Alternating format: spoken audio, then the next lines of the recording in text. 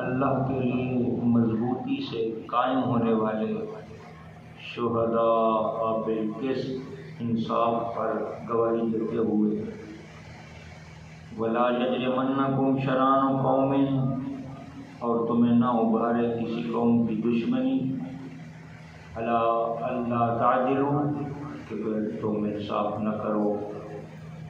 اعدلوا انصاف کرو، وہ اقرب للتقوی، یہ تقوی کے بہت زیادہ قریب ہے، واتقوا اللہ، اللہ سے ڈرو، ان اللہ خبیر بما تعملون، بے شک اللہ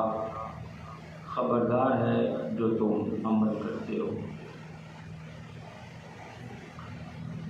اس آیت کریمہ میں اللہ تعالیٰ نے ایمان والوں کو تقوی کی ایک راہ دکھلائی کہ تقوی کیا ہوتا ہے۔ فرمایا اللہ کے لیے انصاف کی گواہی پر قائم ہو ہے، ڈٹ جاؤ، نہ موت سے ڈرو، نہ عزت کا خیال کرو، نہ اپنی وجاہت پر نظر رکھو، اور نہ اپنے قومی مسئلے کو پیش نظر رکھو، اور نہ ہی اپنے دولت کے رائے گاہ ہونے کے خدشے سے گواہی سے منحرف ہو جاؤ،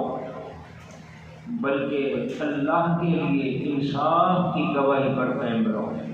جو سچ ہے ببانگ ظہر سچ کہو، ڈٹ کر کہو، ڈر کر حق نہ چھپاؤ، ڈرو نہیں۔ جب بات سچ کی آئے، حق کی آئے، گواہی کی آئے، تو پھر اللہ کے لیے انصاف پر قائم رہو۔ وَلَا يَجْرِمَنَّكُمْ شَنآنُ قَوْمٍ عَلَىٰ أَلَّا تَعْدِلُوا، اور گواہیوں میں تذبذب اور تزلزل اور یہ تغیر اور نظام کا درم برم جو ہوتا ہے وہ قومی عصبیت کی وجہ سے ہوتا ہے، قومی تعلق کی وجہ سے ہوتا ہے، اور خام خواہ گواہ اپنی قومی نسبت سے بنائے جاتے ہیں، اور بے ضابطہ بغیر کسی اصول کے اور بغیر کسی حقیقت کے وہ گواہی دینے کے لیے تیار ہوتے ہیں۔ اسی طرف اللہ نے حکم فرمایا وَلَا يَجْرِمَنَّكُمْ شَنآنُ قَوْمٍ، تمہیں کسی قوم کی دشمنی نہ ابھارے جس سے تمہاری دشمنی ہو، تم اس دشمنی کے سہارے سے اپنی قوم کی محبتیں لو اور پھر ان کو اس ناجائز اور جھوٹی گواہی پر قائم کرو، اور پھر وہ بھی اس پر قائم ہو جائیں اور پھر وہ گواہی دے دیں، تو فرمایا یہ ایسا نہ کرو۔ وَلَا يَجْرِمَنَّكُمْ، تمہیں نہ ابھارے شنآن قوم، کسی قوم کی عداوت، دشمنی، عَلَىٰ أَلَّا تَعْدِلُوا، اس پر سے تم گواہی نہ دو، انصاف نہ قائم کرو، انصاف کرو۔ وَلَوْ كَانَ بِهِمْ خَصَاصَةٌ، اگرچہ تمہارے اپنے قریب ترین کی خلاف بات آئے تو کہہ دو، حق کی بات طلب کی جائے تو کہو، ڈرو نہیں۔ اندر اندر میں نظام کا سارا بگاڑا نہ کرو، جب تمہیں حق کے لیے بلایا جائے، سچی گواہی کے لیے کہا جائے تو پھر سچ کہو، اگلو سچ، اور یہ نہ کرو کہ دشمنی کی وجہ سے یا کسی کی حمایت کی وجہ سے اصل معاملے کو تبدیل کر کے رکھ دو، ایسا نہ کرو۔ اللہ تعدلوا، کہ تم انصاف نہ قائم کرو دشمنیوں کی وجہ سے، ایسا نہ کرو، اعدلوا، بلکہ انصاف کرو۔ اللہ تعدلوا، اعدلوا، یہ نہ ہو کہ دشمنیوں کی وجہ سے تم انصاف نہ کرو، اعدلوا، عدل کرو۔ اب یہ نفی کافی تھی، اس کا اس بات نہ ہوتا تو بھی کوئی ایسی بات نہیں ہے، مالک کی بات ہے، لیکن مالک نے اس پر اتنا خوب پورا زور دے کر بات کروائی، لا تعذلوا کہ تم انصاف نہ کرو، ایسا نہ کرو، پھر فرمایا اعدلوا، اگر کرو، نہ کرنے کی نفی بھی کر دی گئی، ساتھ کرنے کا حکم بھی جاری کر دیا۔ تو یہ دونوں احکام ہیں اللہ نے، نفی والا بھی حکم ہے اللہ، نہ کرنا یہ بھی حکم ہے، اگرچہ نہیں میں ہوتا ہے، نفی میں ہوتا ہے، مگر ہوتا تو حکم ہے کہ یہ نہ کر، یہ بھی حکم ہے، یہ کر، یہ بھی حکم ہے۔ تو اس آیت میں دونوں حکم اکٹھے، نا انصافی نہ کر، انصاف کر۔ اور آگے اللہ تعالیٰ چونکہ حکیم مطلق ہے، دانائے غیوب ہے، وہ اپنی اس قدرت کاملہ سے لوگوں کے تقوی کے اس نظریات کو دیکھ رہا ہے کہ لوگ سمجھتے ہیں نمازیں تقوی ہیں، روزے تقوی ہیں، حج تقوی ہے، زکاتیں تقوی ہے، عمرے کرنا تقوی ہے، حرمین کی حاضریاں یہ تقوی ہے۔ فرمایا یہ بات اپنی جگہ پر ہے، لیکن یہ دیکھو کہ ہوبا اقرب للتقوی، یہ جو انصاف پر گواہی ہے یہ تقوی کے بہت زیادہ قریب ہے۔ جس کو تم تقوی سمجھ رہے ہو وہ اپنی جگہ پر ہے، اس کا انکار نہیں ہے، وہ بھی تقوی ہے، لیکن اب یہ نہیں کہ ایک طرف تقوی اختیار کرے، دوسری طرف اس پر تباہی اور بربادی کرتا جائے۔ یہ تقوی کے زیادہ قریب ہے، اور یہ اللہ کا ایک انداز تکلم ہے، یہ قرآن کا ایک اسلوب ہے کہ قرآن حکیم کسی اہم بات کو بڑے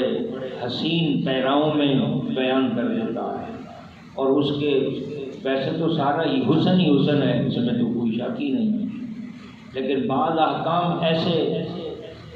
حسن کے ایسے سانچے میں ڈھال کر بیان کر دیے جاتے ہیں کہ جس کا جواب ہی کوئی نہیں ہوتا، اور وہ اپنی مثال آپ ہی ہوتے ہیں۔ یہ اللہ تعجلوا اعدلوا هو اقرب للتقوی، یہ جو جملہ ہے یہ اپنے حسن کی اپنی آپ ہی مثال ہے، اور اس کے اندر بہت ساری چیزوں کا ذکر کر دیا گیا، حکم بھی، نہی بھی، اور امر بھی، نفی بھی، اور تقوی بھی، تقوی کے قرب کی بات بھی، ساری چیزیں بیان کر دی گئی۔ فرمایا ہوا اقرب للتقوی، یہ تقوی کے بہت زیادہ قریب ہے۔ تقوی کے متلاشیوں اور جستجو تقوی میں سرگرداں پھرنے والوں، اصل میں تقوی یہی ہے کہ جب بات تمہیں انصاف کرنے کی بات آئے تو بباقدہل کہو، سچ کہو، ڈرو نہیں، اور نہ کسی قوم کی محبتیں تمہیں جھکا دیں دوسری طرف، باطل کی طرف، فاسد کی طرف، اور غلط راستے کی طرف نہ جھکا دیں۔ تقوی اختیار کرنے والے ہو، تمہارا دل مومن ہے، تو پھر تمہیں انصاف کی گواہی پر قائم رہنا ہوگا۔ فاتقوا اللہ، اللہ سے ڈرو۔ یہ جو اللہ یہاں ڈرا رہا ہے، اس کا مطلب ہے یہ کہ یہ پیچھے کا جو احکام ہے یہ بڑے خطرناک حکم ہے، اور یہ بھی اللہ کا طریقہ ہے، قرآن حکیم کا یہ بھی ایک حسن ہے کہ جہاں اللہ تعالیٰ اپنے احکامات بیان کرنے کے بعد ڈرانے کی بات کرے تو اس کے پچھلے احکام کی ویلیو بڑھ جاتی ہے، اس کی قوت بڑھ جاتی ہے، اس کی قیمت بڑھ جاتی ہے، اس کی اہمیت بڑھ جاتی ہے۔ اگر یہاں واتقوا اللہ نہ ہوتا، حکم تو وہ بھی اللہ کا ہے، لیکن واتقوا اللہ، یہاں اللہ ڈرانے کے بعد بندے کو یہ بتلا رہا ہے جو پیچھے میرے یہ حکم گزرے ہیں یہ بڑے سخت ہیں، اس سے پہلو طے نہیں کرنی، اس سے روگردانی نہیں کرنی، سرتابی نہیں کرنی، انحراف نہیں کرنا، اس کو قائم کرنا، لہذا اللہ سے ڈرو۔ باقی رہی بات ان اللہ خبیر بما تعملون، جو تم کرو تو یہ نہ سمجھو کہ پھر مجھے پتہ نہیں ہے، اس کا یہی مطلب ہے، سادہ سا معنی اس کا یہ ہے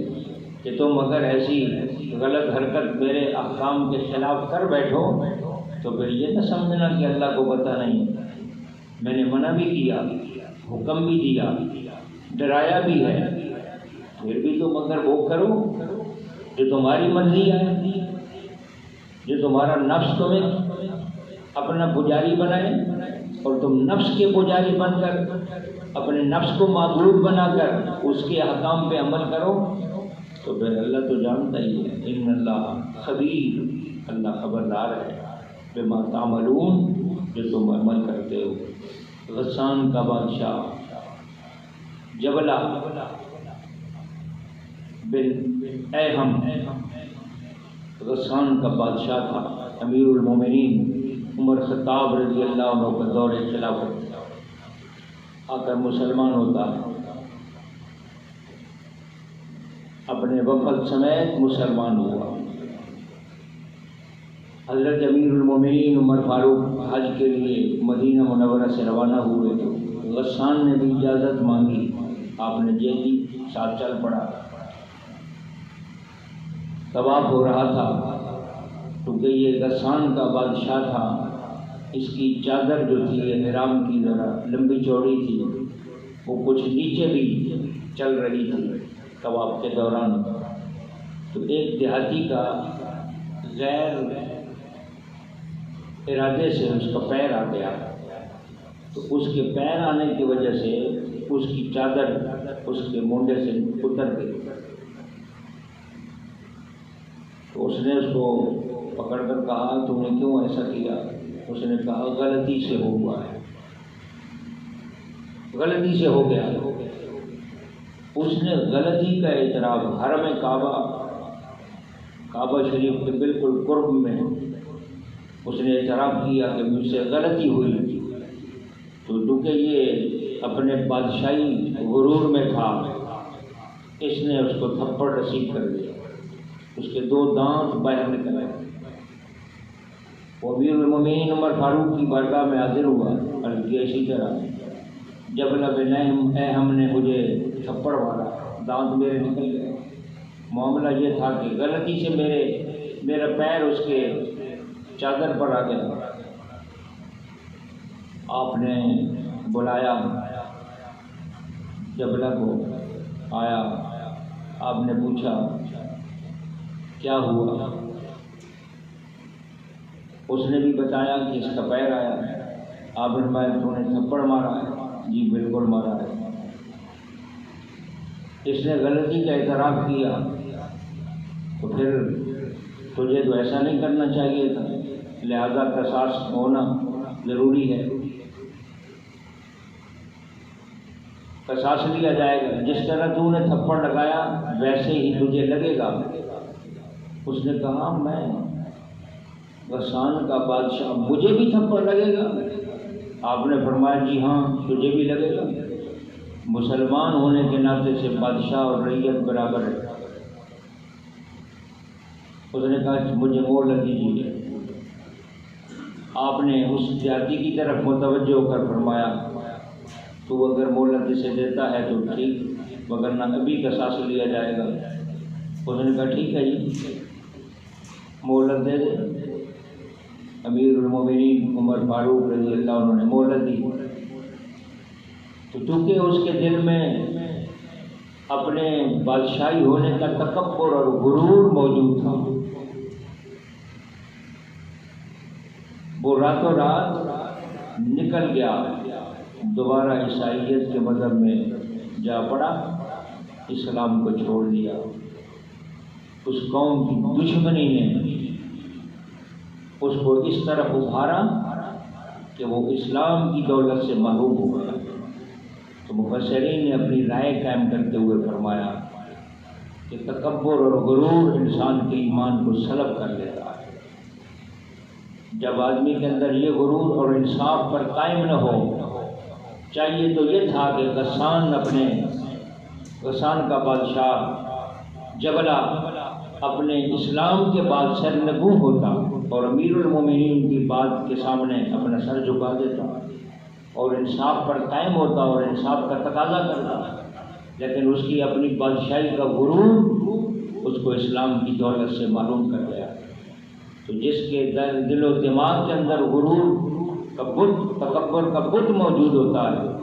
وہ کسی نہ کسی معاملے میں اپنے ایمان سے ہاتھ دھو بیٹھتا ہے۔ تو مفسرین نے فرمایا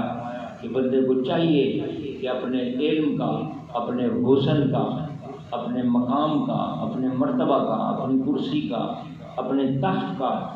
اپنے عظیم و شان مرتبے کا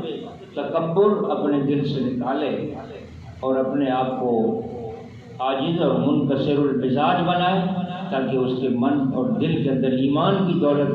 موجود رہے۔